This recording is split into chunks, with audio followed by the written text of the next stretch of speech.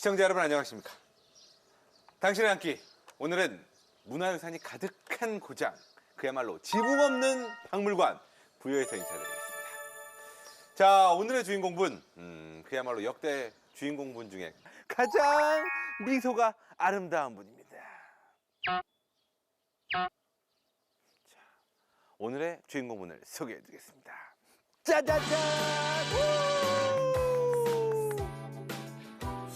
당신의 한 끼, 오늘의 주인공. 아니 그런데 미소가 아름다운 건 알겠는데 정말 이분이 주인공이세요? 뭔가 비슷해.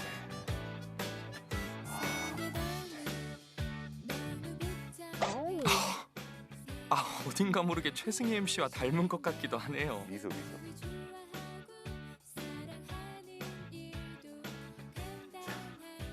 뭔가 좋아, 끈끈하게 느껴지는 오늘의 게스트분의 한 끼를 만나러 가보시죠. 오늘의 진짜 주인공을 찾아간 곳은 충남 부여의 문화유산 회복재단입니다.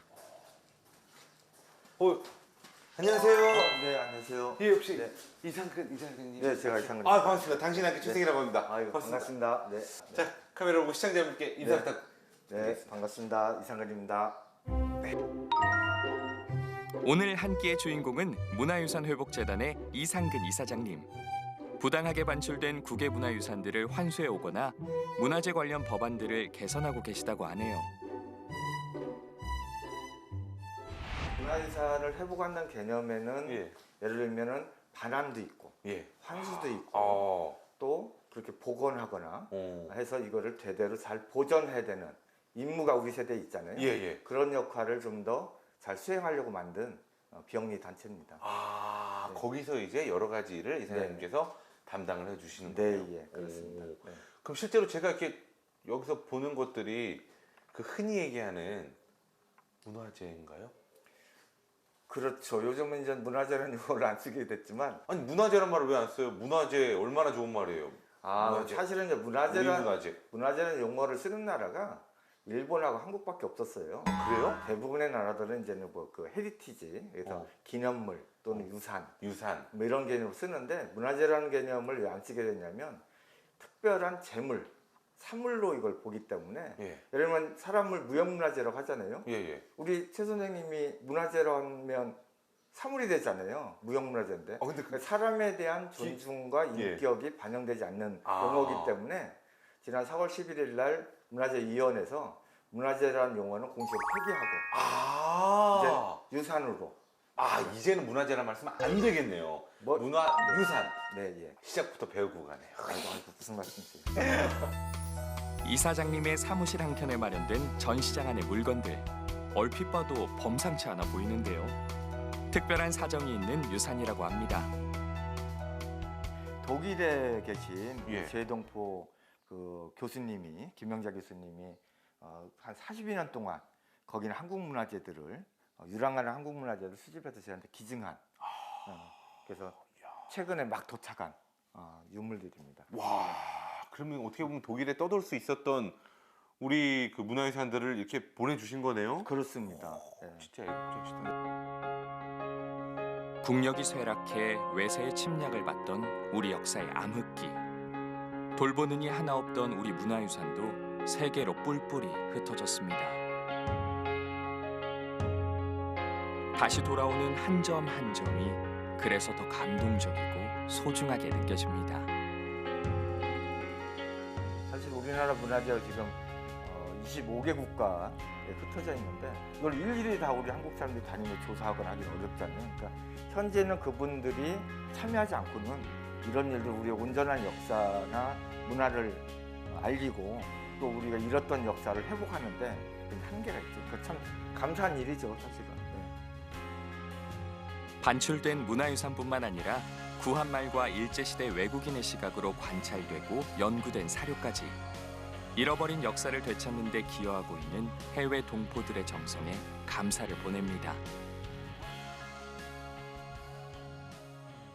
이사장님, 저희가 시작할 때 그 오늘의 주인공 분이라고 제가 소개를 드렸습니다. 네. 이사장님 뵙기 전에 먼저 만난 주인공인데. 아, 훌륭하시죠. 사실 이분 때문에 제가 부여 여기로 왔어요. 오.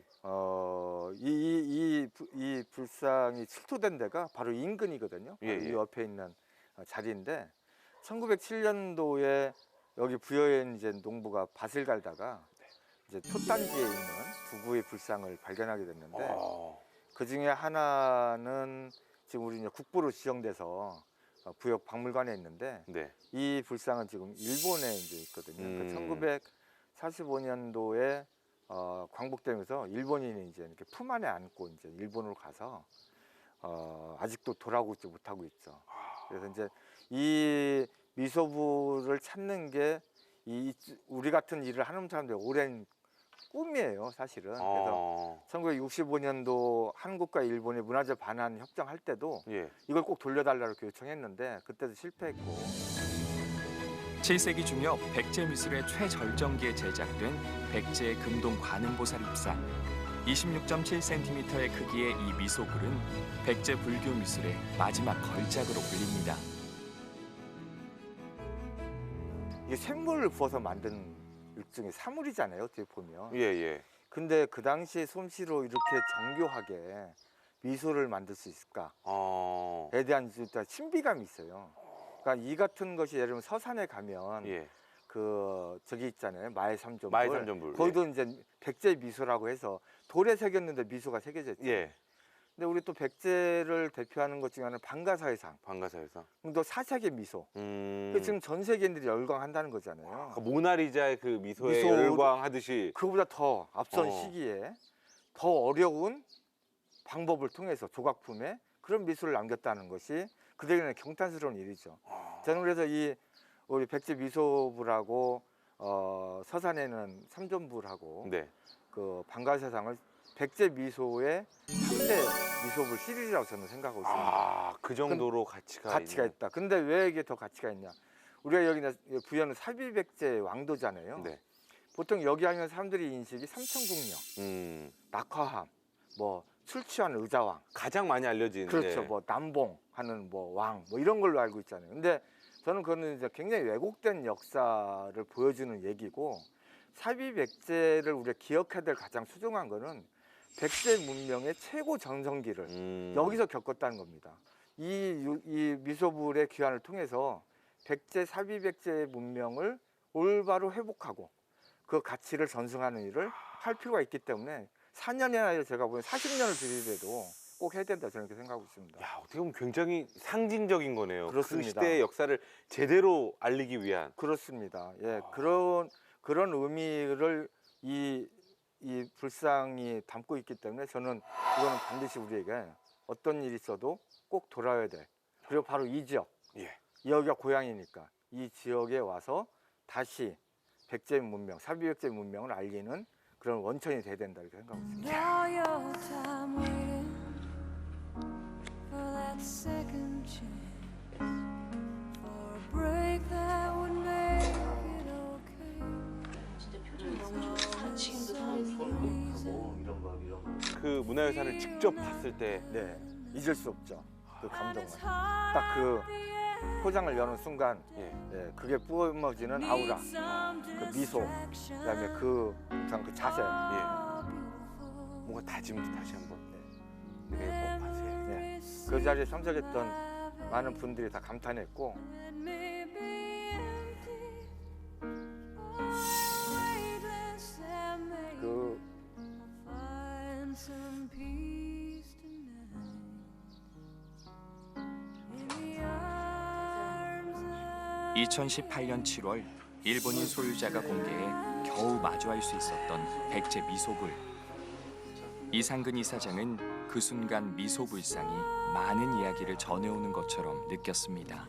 그 불상이 1907년에 이제 톳단지 속에 있던 게 발견된 건데 얼마나 위급한 상황이 됐으면 그걸 급히 톳단지에 묻어놓고 그게 언젠지 모르지만 임진왜란 때인지 고려 때 왜구가 침범했을 때인지 어떨 지 모르죠. 어쨌든 위급한 상황에 그걸 급히 묻어놓고 갔을 거 아니에요. 그러니까 그런데 그게 정말 오랜 세월이 거쳐서 많은 사람들이 그걸 찾으려고 노력했는데 그게 발견된 거고.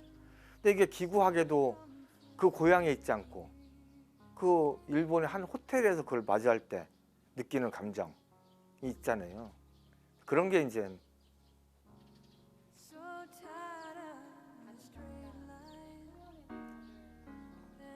일단 기구한 그 우리의 지난 역사, 그 불상 속에 담겨져 있는 그 우리의 슬픈 역사, 애환, 그리고 이 불상이 얼마나 그 어려운 시절, 고난의 시절을 겪어서 드디어 그 후손 앞에 모습을 드러내고 있을까. 얼마든지 없어지고 사라지고 또는 훼손될 수도 있음에도 불구하고 그걸 견뎌냈을까 하는. It's easier to believe in this 원래의 자리에 있을 때 비로소 진정한 가치가 실현되는 역사 유물. sadness that brings me to 백제 미소불의 귀환이 우리에게 더 간절한 이유입니다. the arms of the angel. 오랜 시간 문화유산 환수를 위해 노력해온 이상근 이사장. 그는 어쩌다 이런 일을 하게 된 걸까요? 그러니까 제가 대학교 다닐 때 저희 이제 교수님, 은사님이 이 문화재 관련해서는 굉장히 이제 저명하신 황수영 박사신데 그분이 이제 일제강점기 문화재 피해와 관련해서 그를 돌려받기 하는 운동을 오랫동안 하셨어요. 한국 미술사학계의 거목 고 황수영 박사. 석굴암을 발굴하기도 했던 그는 문화유산 환수를 위해 평생을 바친 분입니다. 그분이 이제 제가 대학 시절에 이제 총장님을 하셨는데 그때는 이제 학생 운동이 이제 빈번한 때잖아요. 네. 제가 이제 한때는 그분 총장실을 집무실을 정관 적인데 근데 이제 그때 이제 하루는 이제 그런 말씀을 지금 너희들이 하는 일은 당장에 필요한 일이지만 이 유산을 찾는 일은 역사에 남는 일이고 이게 대대로 계승된 일이다. 그러니 이런 거에 관심을 갖지 않는 것도 좀 안타깝다 이런 말씀을 그런 말씀을 하셨어요. 와, 근데 총장실 정관 학생들에게 그런 얘기를 네, 예. 하기도 쉽지 않아요. 제가 이제 그 당시 좀 뭐 책임자의 위치에 있어서 제가 이제 그런 이제 어떻게 보면 훌륭한 교육을 좀 받았죠. 뭐 지금 하는 그 어떻게 보면은 여러 가지 일도 중요하지만 네, 멀리도 좀 봤으면 그렇죠. 좋겠다. 그러니까 어쨌든 그런 때 이야기가 제게는 어떻게 보면 좀 이렇게 사명처럼 뭔가 딱 느껴지죠. 네, 좀 남아 있다가. 근데 그 당시에는 뭐 그런 걸 할 수 있는 관심을 그렇게 크게 갖지 않았던 시기잖아요. 민주화 운동이 한창이던 때 역사를 바꾸겠다며 총장실을 점거한 한 청년에게 묵직한 한마디를 남긴 한 사람. 현재를 바꾸려는 마음도 중요하지만 역사를 잊지 않는 것도 중요한 일이라고 말했던 황수영 총장의 말에 청년 이상근의 인생이 바뀌었습니다. 2005년도 이제 북한 대첩비가 일본 야스쿠니 신사에 있다가 그 이제 우리 조선 임진왜란 때 예. 의병들이 싸운 기록 있잖아요. 그래서 예를 들면 뭐 황상대첩비 토벌비라든지 채용 이런 건 다 땅에 묻거나 폭파했는데 예. 그건 기어코 끌고 가서 자기네들의 군국주의 상징인 야스쿠니 신사에다 그걸 세워놓고 그걸 온갖 학대를 했다는 거 아니에요. 뭐 그러니까 그 비를 뒤뜰에 놓고 그 위에다 바위덩어리를 얹어놓고 그러니까 조선의 혼을 끊는다는 생각으로 인지를 삼은 거죠. 그게 이제 그걸 환수운동을 해서 100년 만에 2005년에 이제 1905년에 갔다가 2005년에 들어온 100년 만에 귀환이 이루어진 거죠. 예. 저는 그 사건이 저에게는 굉장히 이제 큰 어떻게 좀 뭘까 잠복하고 있던 나의 암시를 깨운 일종의 그런 것이 아니었나 이렇게 싶어요. 그래서 어떻게 보면 처음에는 이제 그 총장님께서 주신 메시지가 네, 어떤 예. 시작은 싹을 틔웠다면 네, 그때 이 환수 사건이 그렇죠. 불을 지핀 굉장히 이제 저에게는 1905년 러일 전쟁 당시 일본군이 강탈해간 북관 대첩비. 야스쿠니 신사에 방치됐던 이 비석은 2005년 10월 100년 만에 남북이 협력해 제자리를 찾을 수 있었습니다.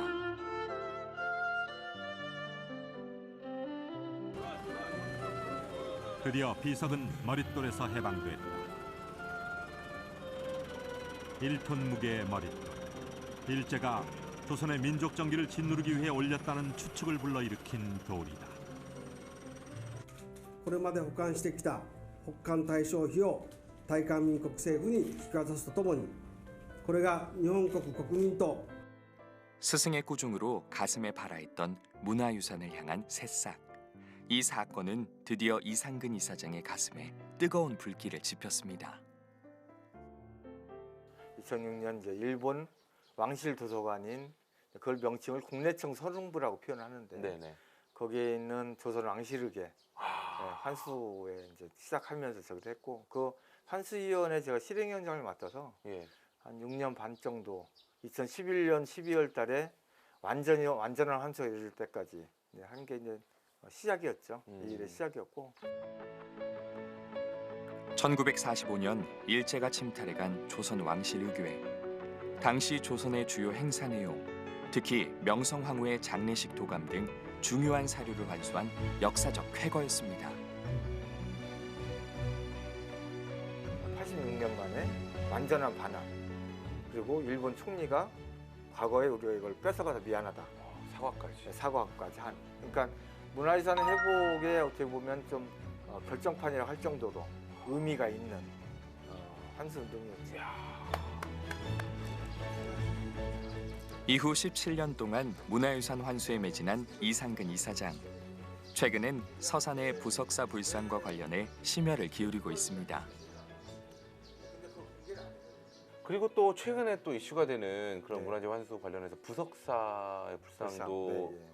그렇잖아요. 그렇죠. 저희 그 뉴스에서도 몇 번 자주 소개를 다뤘죠. 했었거든요. 예, 자주 다뤘고 또 10년 전 일본 사찰에 있던 고려시대 금동관음 보살상을 문화재 절도단이 국내로 밀반입했던 사건 기억하십니까? 원래 이 불상이 있었던 서산 부석사와 일본의 관음사가 올해로 10년째 소유권 다툼을 벌이고 있는데요. 지난 2012년 일본 대마도 관음사에서 절도범들이 훔쳐 국내로 들어온 금동불상. 부석사의 금동불상은 외구에 의해 약탈된 뒤 일본 관음사에서 보관하고 있었는데 10년 전 한국인 문화재 절도범에 의해 고국으로 돌아왔습니다. 그리고 현재까지 서산 부석사와 일본 관음사가 소유권 다툼을 벌이고 있습니다. 일본이 국부로 지정한 문화재 중에 고려시대 게 제일 많습니다. 75점입니다. 그러니까 그 정도로 많은 문화재가 고려 말에 외국의 침범에서 약탈된 거거든요. 예. 근데 이 문제를 그럼 어떻게 해결할 거냐 과연 이건 안 되는 거냐 되는 거냐에 대한 호기심이 생기기 시작했죠. 거기 어떤 단초가 될 수도 있는 거네요. 그렇죠. 이게. 예. 이 사건이. 그래서 이제 다른 나라 사례들을 봤죠. 근데 그 중에 이제 유사한 사례가 멕시코에 있었어요. 멕시코요? 네, 멕시코. 이야, 예. 멕시코에 이제 아즈텍 달력이라고 예. 아주 오래된 멕시코에 역사적으로 굉장히 중요한 달력이 있는데 프랑스 도서관에 있었던 거예요. 국립도서관에. 근데 멕시코의 변호사가 그걸 보고 그 사실을 알고 그거를 빌렸어요. 예. 내가 좀 열람해서 보겠다. 예. 그리고 상자만 주고 놓고 달력은 품에 품고 멕시코로 바로 가버렸어요. 야, 우리 케이스랑 의도는 약간 다르지만 다르지만. 약간 비슷하긴 하네요. 그렇죠. 예. 예. 그걸 이제 절도를 한 거죠. 예. 그리고 나서 멕시코에 가서 멕시코 정부에 줬어요. 야, 이게 우리 건데. 했어요. 그러니까 근데 프랑스가 그 사실을 알고 이제 인터폴에 의뢰해서 이 사람을 났겠네요. 했을 거 아니에요. 근데 멕시코 정부가 어떻게 했냐면 야, 그럼 니네가 이거를 어떻게 소장하게 됐는지 프랑스가 밝혀라. 밝혀라. 니네가 정당하게 소장했던 입장을 우리는 돌려준다. 예. 근데 그렇지 않으면 우리 거 원래 아니냐, 내 거다. 원래 우리 거냐, 우리 거다. 아니냐. 우리 거다. 니네가 결국은 가져간 거, 약탈해간 거 아니냐. 이렇게 됐어요. 그러니까 이제 판결이 프랑스가, 났을 거 아니에요. 예, 프랑스가 이제 그걸 갖고 이제 하다가 야, 이거 굉장히 골치 아픈데 이게 그러면 프랑스가 문화재 약탈 국가라는 걸 인정하게 되는데 그래서 타협점을 찾았어요. 소유는 프랑스가 갖고 그럼 멕시코 니네 중요하니까 점유권을 내 가져라. 임대식으로. 우리 이제 외교장과 의계처럼 이렇게 분리를 한 거예요.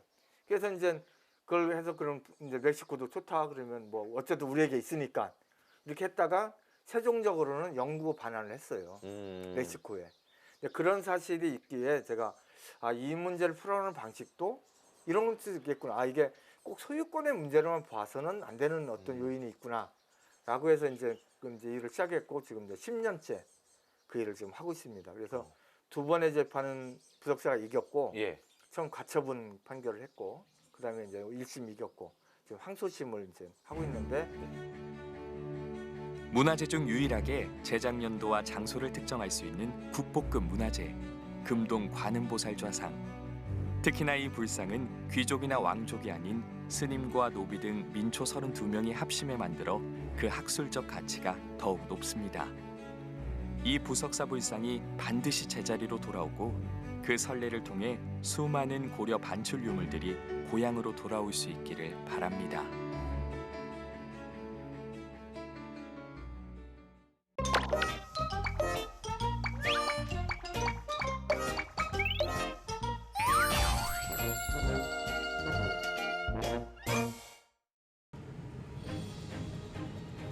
이상근 이사장의 소울푸드는 바로 평양냉면. 마침 북한 출신 할머니부터 3대째 이어온 평양냉면집을 찾았습니다. 방금 뽑아낸 국수를 잘 삶아 찬물에 탱글탱글하게 헹궈내고 살얼음 동동 띄워진 진한 냉면 육수를 얹어내면 평양냉면 완성!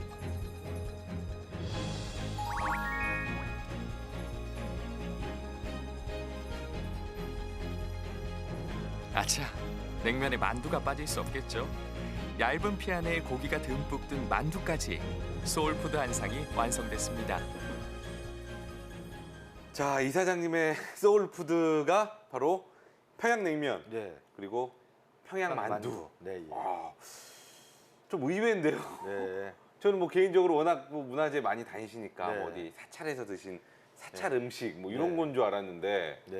그러니까 특별하게 이제 이거는 우리 문화유산 회복 운동 과정, 특히 조선 왕실의교 환수 과정에서 저희가 남북 공주를 위해서 2008년도에 평양에 간 적이 있는데 그때 평양에서 북에 있는 우리 이제 같이 활동하는 북측 인사들이 저희를 평양에 있는 옥류관을 초대해서 오, 네, 예. 거기서 꽁만두 하고 냉면을 대접하면서 저한테 그중에 한 친구가 냉면을 많이 이렇게 따라주면서 이거 더 많이 먹고 이성에 힘내서 꼭 우리 문화유산 찾아오라고 이렇게 격려했던 그런 기억이 있습니다. 그래서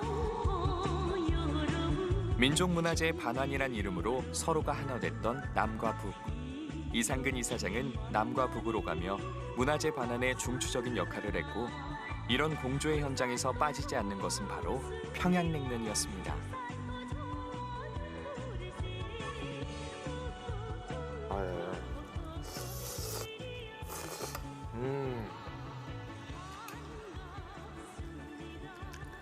2008년 예. 냄새가 납니다. 그때 그 당시 옥룡안의 냄새가 좀 나나요? 네, 좀 네. 네, 냄새가 좀 묻어 있습니다. 육수를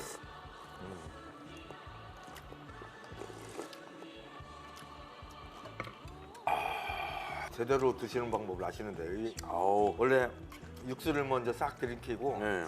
그다음에 저기 하는데 저는 이가 시려울까 봐 지금 육수를 안 먹었는데 아, 이게 좀 싫어도 감안할 정도로 아, 예. 맛있네요.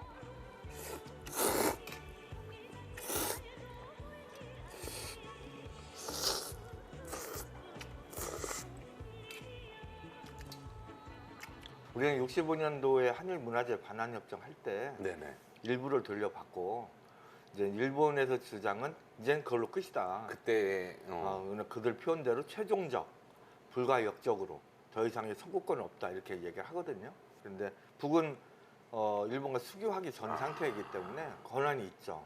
그러니까 이제 우리가 남북이 합쳐서 하는 것은 사실은 문화재가 일본으로 이렇게 나갔던 시기는 대부분 분단 이전의 문제잖아요. 그렇죠. 그러니까 사실은 남북이 힘 합쳐서 이걸 찾아올 수 있는 명분은 얼마든지 있는 거죠. 그간 많은 성과를 이룬 남과 북. 잃어버린 유산을 회복하고 그래서 역사를 회복하는 것이 이념의 대립보다 더 중요했습니다. 그나저나 뭐 이 평양 음식을 제가 맛있게 잘 먹고 있는데 네. 이거는 왜 아까부터 이게 준비되어 있는 건가요? 이거 이거 뭐 반중 하시려고 두신 건 아닐 거 아니에요, 이게? 예, 사실은 뭐 제가 이제 이게 반주하는 게 저긴 한데 아 반주도 하시고. 이게 이제 사실은 이제 아시겠지만 이제 맥주하고 소주잖아요. 예예. 이제 이게 두 개를 섞으려고 하는 용도로 해서 하잖아요. 아 근데 흔히 얘기하는 그 융합. 화학, 예, 예. 폭탄. 네, 예. 그렇죠. 와, 폭탄주요?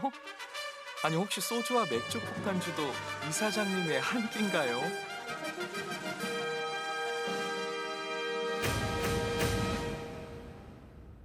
사실은 원래는 소맥이 아니라 이제 일본 사케하고 사케. 예, 양주를 섞어서 우리가 먹은 적이 있는데요. 예예. 이게 어떤 때냐면 2009년에 저희가 이제 일본 국회의원들하고 네. 한국의 국회의원들이 함께 자리를 조선왕실에게 환수를 위한 자리를 한 적이 있어요.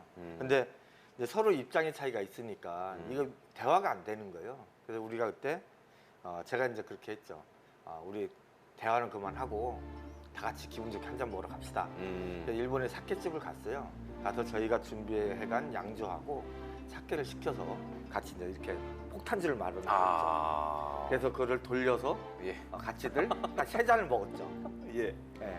그랬더니 우리 여기 한국 쪽 한 사람들은 좀 네. 술이 강하니까 끄떡없는데 예. 일본 의원들, 국회의원들이 다 그냥 다 이렇게 녹아 떨어지는 거예요. 거기는 또 그 화합주의 그 문화가 없나 보네요. 그렇죠. 예. 근데 이제 그 사람들은 기여해야 뭐 생맥주 이렇게 좀 먹고 그런 적인데 그러고 나서 이제 그렇게 먹고 아무튼 여러 얘기를 그냥 편하게 했어요. 이제 뭐 서로 의식하지 않고 아주 자연스럽게 많은 대화를 했고 좀 긴장을 풀 수 있게 예, 만드는. 예, 예. 나중에는 그 가게 식당의 문을 내리고 저희만 남아서 많은 얘기를 정말 왜 우리가 이런 일을 하게 됐는지 또 이런 일을 갖고 있는 양국 간의 관계에는 어떤 의미가 있는지 또 이것이 이후엔 어떻게 우리가 역사적으로 발전할 수 있는지 왜 이게 미래를 만드는 일인지 근데 이런 얘기를 정말 그냥 꺼리낌 없이 했던 것 같아요. 근데 그게 저는 이 한 잔의 술이 물론 한 잔은 아니고 여러 잔 마셨지만 아까 뭐 말씀하신 대로 이렇게 흔히 얘기하는 셔터 내리고 예. 본격적으로 마시면서 네. 어떻게 보면 조금은 서로가 서로를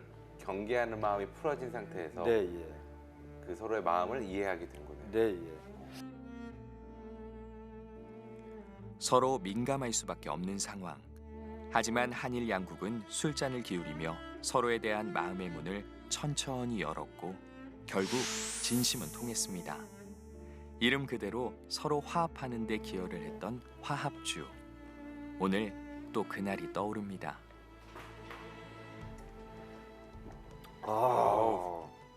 맛있겠다. 제가 2월에 일본 가면 일본에는 의원들 좀 자리를 하자고 그랬는데 가서 다시 사케 폭탄을 지금 하는 일의 대부분은 우리 미래 세대를 위한 징검다리를 놓는 일이라 저는 생각하고 있거든요. 제가 미래 세대를 위해서 하는 일 중에 하나는 이 문화유산 회복이 우리나라 문제만이 아니고 전 세계가 겪었던 과거의 역사의 아픈 상처들이거든요. 그러면 우리 것만 돌려달라고 하는 건 좀 촉적잖아요. 그래서 저는 이걸 전 세계인의 문제를 해결할 수 있는 유엔 산하에 임무를 전담하는 국제기구를 만들어야겠다. 그래서 우리의 다음 세대들이 전 세계를 상대로 당당하고 떳떳하게 한국은 이런 점에서는 우리는 정말 잘하는 나라야 라는 평가를 세계인이 받을 수 있도록 진정한 세계 시민이 될 수 있도록 하는 역할까지는 제가 좀 하는 데까지 해보겠다 생각하고 있고요. 네. 그걸 2045년 우리 광복 100주년 되면 그 뜻을 이룰 수 있지 않을까 생각하고 있습니다.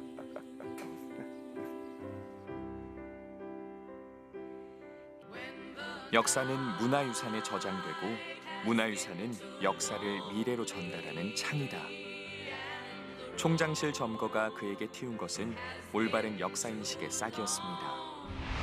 소중한 우리 문화유산을 되찾는 일, 그리고 우리뿐 아니라 세계의 수많은 유산들이 제자리를 찾도록 이끌고 돕는 일. 이상근 이사장의 꿈이 하루빨리 현실이 되길 당신의 한 끼도 응원합니다.